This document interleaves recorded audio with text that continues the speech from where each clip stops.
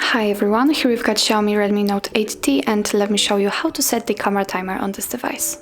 So first of all, let's open the camera app, and as you can see, after touching the shutter button, this device is taking photos right away after that. In order to set the timeout, simply tap on this 3 bars icon and click on timer here.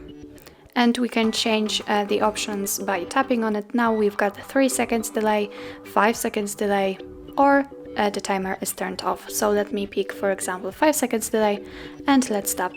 As you can see, now your device is counting down from 5, and after that time it will take a photo.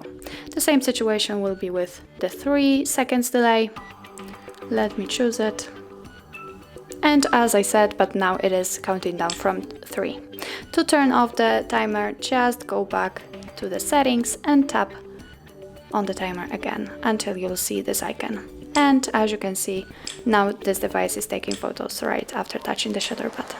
So that's all. This is how to set the camera timer in your Xiaomi Redmi Note 8T.